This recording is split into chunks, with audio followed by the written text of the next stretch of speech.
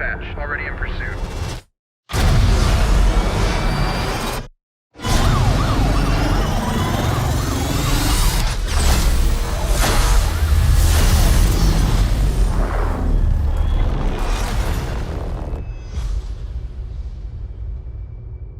I'm looking for something. Something I do not understand.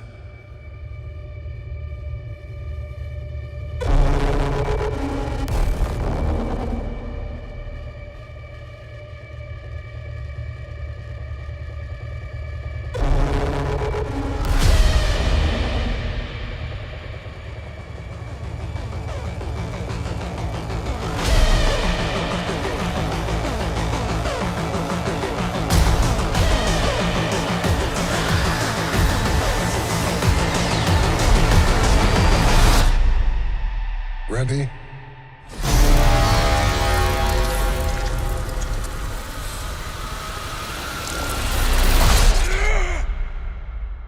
Because there's no going back. Welcome back, everyone. It's Charlie. Disney is trying to make another Tron movie. This is Tron Ares. This time they have Nine Inch Nails and Trent Reznor doing the soundtrack instead of Daft Punk. So even if the movie isn't an absolute banger, it sounds like the soundtrack will also be amazing, which was kind of the vibe of Tron Legacy. Like some good ideas that just never really landed in the way that they wanted to, which is why it's been so long since they've done another Tron movie. We make all the Morbin time jokes, but Jared Leto actually is a pretty solid actor as long as he's deployed in the right way. Like he is great at playing these weird, creepy types of characters. They were trying to make a sequel for a long time after Tron Legacy came out, but they just decided not to do it. Now in the age of AI in real life, like now that we're awash with AI stuff right now, it just makes way more sense to try and do a Tron movie again, because the original Tron movie back in the 80s, Tron Legacy, had already started to get into the whole concept of AI, but it was just a little bit soon. Now, AI is everywhere in real life, and it's just way more relevant as a topic. Seems like very apropos time to actually release a brand new Tron movie. So we'll explain what's going on, some of the main characters. There's some stuff that's returning from Tron Legacy. Like obviously you hear Jeff Bridges' Flynn voice in the trailer, so Flynn is still alive, even though they imply that he died at the end of the last movie. We'll explain what's going on with that, and whether or not they're actually bringing back some of the big characters from the last movie, like Cora, played by Olivia Wilde, who was one of the ISOs, who's basically like an early version of AI anyway, and Garrett Hedlund's character, who is playing Flynn's son in real life. This time, Evan Peters is playing Julian Dillinger, one of Dillinger's sons. Cillian Murphy played one of Dillinger's other sons in Tron Legacy, so I'm just assuming that they're saying that Dillinger had two sons. And maybe now the twist is that Evan Peters' Julian Dillinger, like the younger son, is a good character, as opposed to Cillian Murphy during Tron Legacy that they implied was also evil, kind of like his father, Dillinger. The only thing about that is that there was an earlier teaser trailer that leaked online where you hear Evan Peters' Julian Dillinger character talking about bringing programs to the real world. So much talk of AI and big tech today. Well, folks, we're not going. They are coming here. So it does sound like them breaking into the real world has something to do with him, or he's responsible for them being able to get into the real world in the first place. So at least in that original teaser, it makes him sound a little more sinister, but this look on his face here seems kind of dumbfounded, so maybe there's a big twist with his character during the movie. Even though technically the main villain of the original Tron movie wasn't Dillinger, it was actually Master Control, who Dillinger had created, and then it just gone completely awry, like AI gone completely wrong. They're kind of implying that the main villain of this movie might actually wind up being Master Control, who has come back, who actually came back during Tron Legacy, but they kind of buried it in the movie. It was more of an Easter egg, so we'll break it all down. If you're brand new to the channel, be sure to subscribe to get all the videos. They start the trailer in the real world with a couple of evil programs, like you always view red in the Tron world as evil. Anybody that has red lights on them is working for Master Control or whoever the main villain of the movie is inside the game world. On the police scanner, you hear they're going 120 miles an hour. They're on a couple light cycles just going through the city, but it's not clear where they're going or what they're trying to find. You see what it looks like when they take someone out in the real world, like you have the programs interacting their technology with real world technology, and just absolutely waste them. When the light cycles take off and they zoom in on the eye, you actually see the white light though, so I think this is meant to be a different character. Not clear who this is. Then you see those same two light cycles outside the city with Jared Leto's character who plays the titular Ares, like the movie is called Tron Ares. He is the Ares character, saying he's looking for something that he doesn't understand. Later in the trailer, we actually see him being formed on the ground, like he comes into consciousness he's created, but it's not clear who created him. Did Master Control create him or some other character inside the movie? You've enjoyed all the power you've been given, haven't you? I wonder how you take to working in a pocket calculator.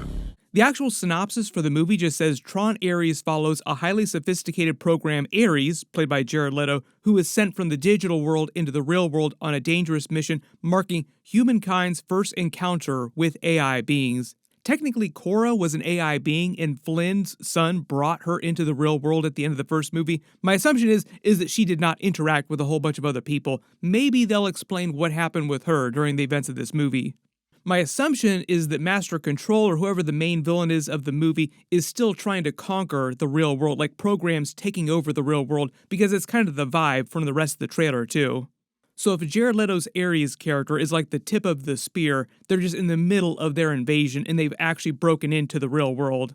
But early theory, the thing that he's actually looking for that he doesn't understand in the real world is something that will allow the programs to fully take over the real world. Then we see Greta Lee, who's playing a normal human cop, watching a full-on recognizer fly over the city as part of their invasion. There's a quick shot of Gillian Anderson. I'm assuming she works at Encom. They didn't really explain what's happened with Bruce Boxleiner's character, Alan Bradley, from the last movie, because he had taken control at the end of Tron Legacy. He was controlling Encom, or he was at least trying to turn the company back in a good direction. So maybe she's just taken over the company, or she's just another high-ranking person at the company, or a similar type of company. Just seems like she's a big character in the film. They watch as the recognizer flies past their window. They tease worlds colliding, then we go into the game world and we see the machine city, which red lights here implies that it's controlled by Master Control or whoever the main villain of the movie is. There's a couple brand new types of vehicles that we actually see flying around in here. We start to finally get some of that Nine Inch Nails original score. Sounds really cool. In the distance, you can see these vehicles flying. There's this beam of light coming out. That seems like it's the portal that leads back to the real world, like it connects the real world with the game world.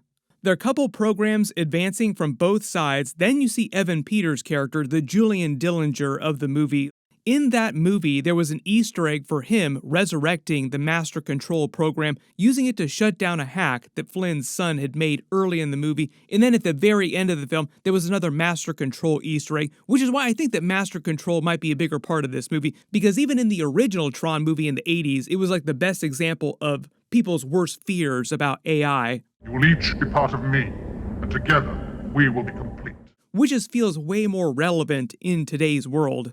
One of their tank-like vehicles in the real world just crashes through the police barricade. I think this is supposed to be an example of what it looks like when a program is killed in the real world. Like, it still disintegrates like it does in the game world, but it doesn't look quite exactly the same. You see a couple fighter jets in the real world attack the Recognizer, and it launch a couple of its own counterattack ships against it. Then we hear Flynn's voice inside what's probably the game world saying ready, because there's no going back. Like, the whole theme of the trailer is that programs are now fully interactive in the real world, and you're seeing a blend of technology with humans. And I think the whole idea, like the whole end goal here, is that whoever winds up winning at the end of the movie, assuming that one of the heroes of the movie winds up winning, they eventually compromise, and you see programs interacting or working with people in the real world, and it's more of an expression of the way that people interact with technology, and it starts to look like a more futuristic version of what people imagine people will look like interacting with technology in the future, like interacting with artificial intelligence technology.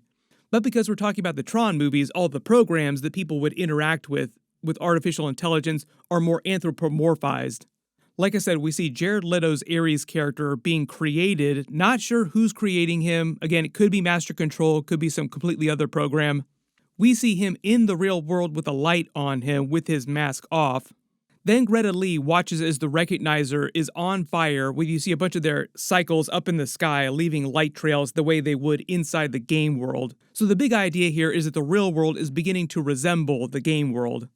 Not totally clear what's going on with Flynn during the movie, or if the Tron character is also still alive, because they also implied that the Tron character sacrificed itself during Tron Legacy 2.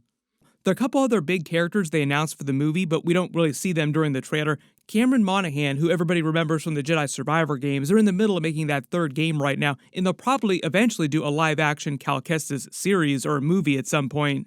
He might be playing another program, and then there's Jodie Turner-Smith, not sure who she's playing. But I think the idea, the end goal here is the main villain of the movie, if it's Master Control, if it's somebody else, is just trying to take over the real world, like the game world trying to take over the real world, just like they did during Tron Legacy.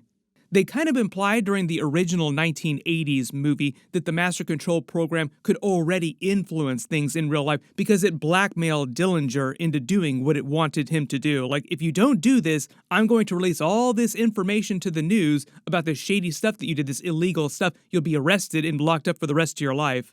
Mr. Dillinger, I'm so very disappointed in you.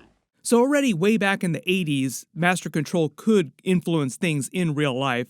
Now the idea is that by the end of Tron Legacy, and obviously in this movie, you see them having the ability to go into the real world, literally, like interact physically with the real world.